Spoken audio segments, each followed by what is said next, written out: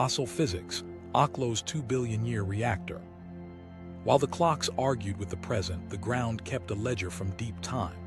In Gabon, West Africa, miners once cut into a uranium seam and found something that shouldn't exist. The ore was missing a fraction of the fissile isotope U-235, as if someone had run a reactor there and burned fuel. They had, just not someone. About 2 billion years ago, groundwater moderated neutrons in a rich uranium deposit, and nature built a fission reactor that switched on and off for roughly 100,000 years as groundwater ebbed and flowed. That fossil reactor, Oklo, is a time capsule for fundamental constants. Here's why the stakes are real. Nuclear reactions aren't just about raw chance, they sit on razor-thin energy balances. In samarium-149, a notorious neutron poison inside reactors, there's a resonance, an energy where it gobbles neutrons with ferocious appetite. That resonance energy depends on the strong force, electromagnetism, and the masses of particles tied up by quantum glue.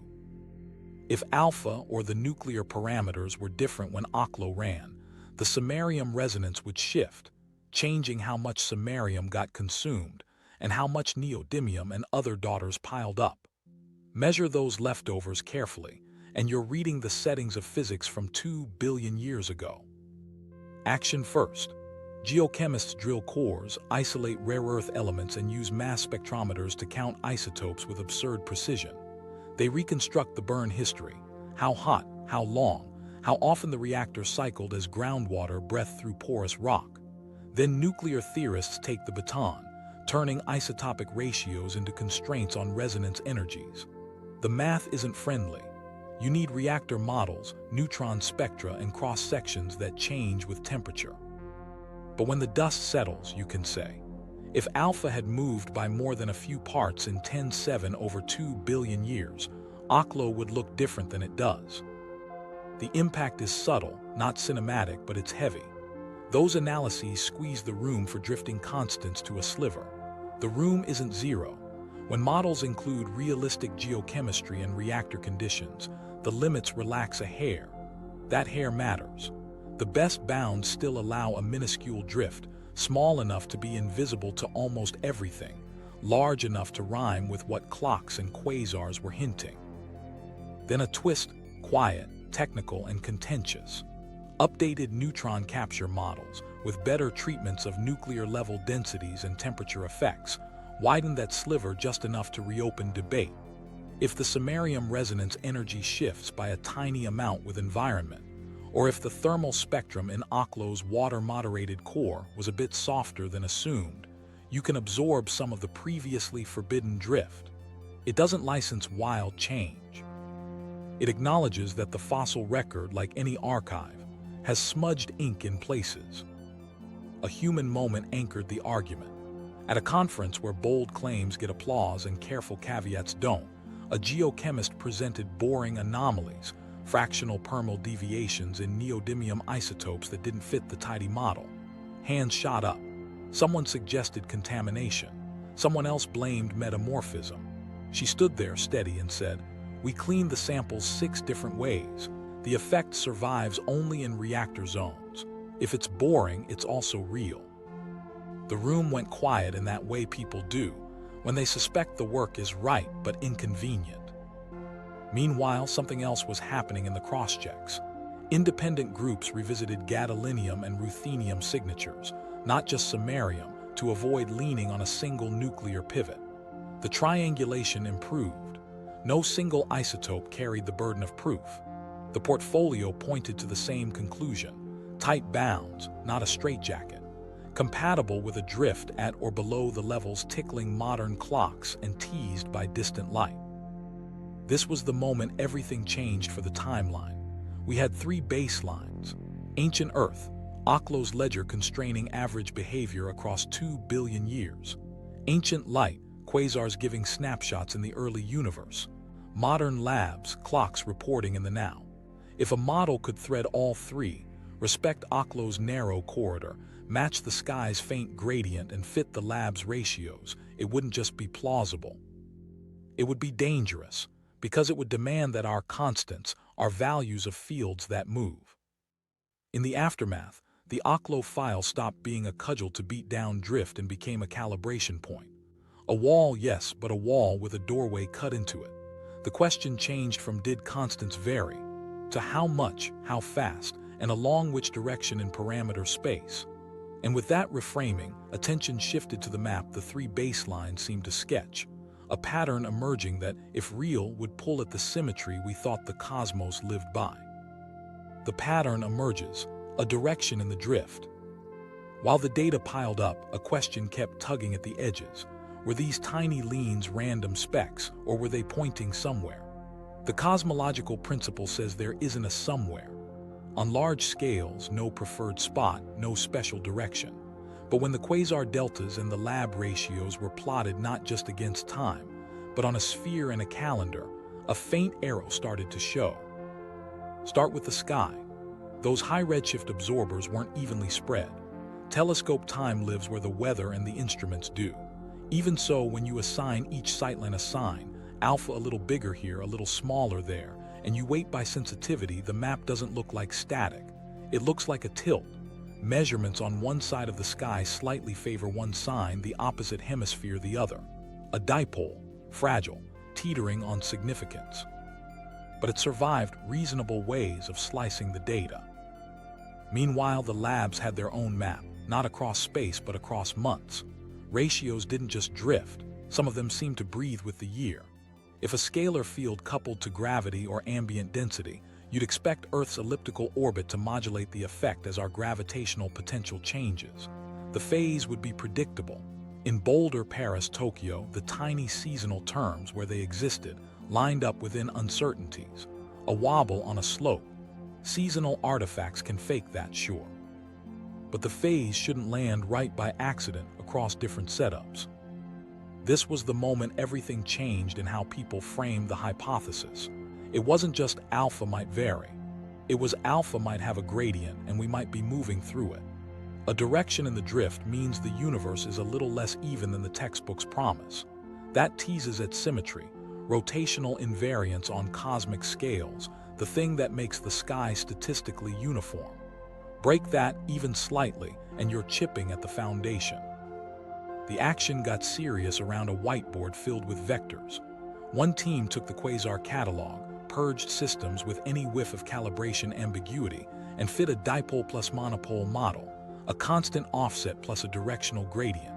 They let the data choose the axis. The vector landed not far from some infamous CMB oddities, alignments of the Loewistel multipoles, quadrupole and octopole that people argue about over coffee and never resolve. Coincidence? Maybe. But the chance alignment was enough to make people cautious and curious at the same time. Unknown to them across town, a separate group tried to break the effect by attacking selection. Uneven sky coverage can manufacture a dipole if you aren't careful. So they built mock catalogs with the same window function as the real observations, same telescope footprints, same redshift distribution, same signal to noise, and asked how often a fake dipole of the observed strength appears.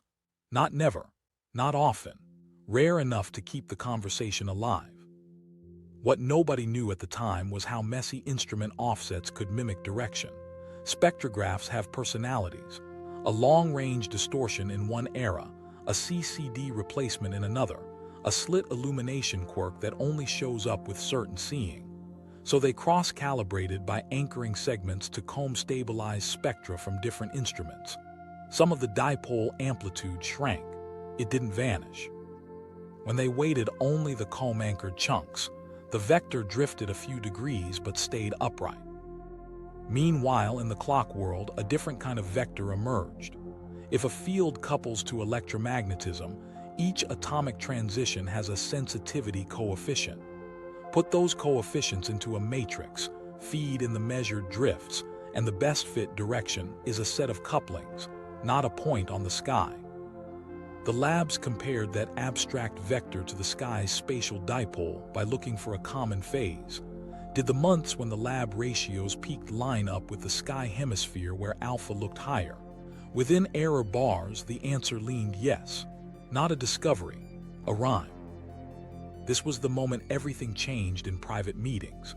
Someone asked whether they should publish the vector, the sky coordinates of the fitted dipole, uncertainties and all.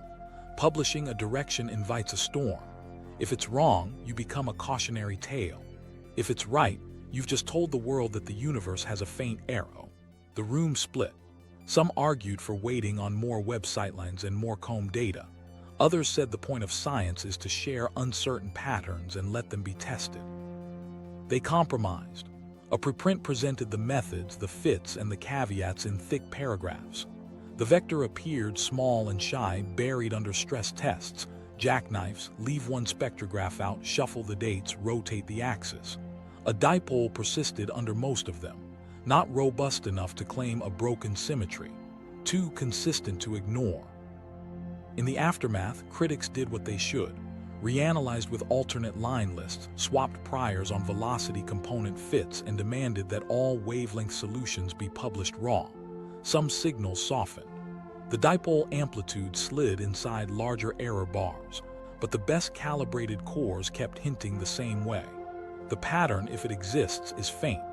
That's exactly what makes it interesting and dangerous. Because if there's a direction in the drift, the theories that fix the constants can't stay as they are. Fields would have to roll, and couplings would have to pick favorites. And that means the next chapter can't be about data alone. It has to ask which laws bend without breaking. Theories under strain, scalar fields and sliding laws. While data sketched a faint arrow, theory felt the floor tilt. The constants in our equations are really values set by the vacuum, numbers that fall out of fields settling into quiet. If those numbers drift, something in the vacuum isn't sitting still. The simplest culprit is a scalar field, a quantity with a value at every point in space and time, rolling slowly down a potential, nudging the strengths of forces as it moves. Here, S where it gets concrete. Electromagnetism enters atomic transitions through alpha. If a scalar field phi couples to the electromagnetic sector, alpha becomes alpha phi. As phi rolls, alpha follows.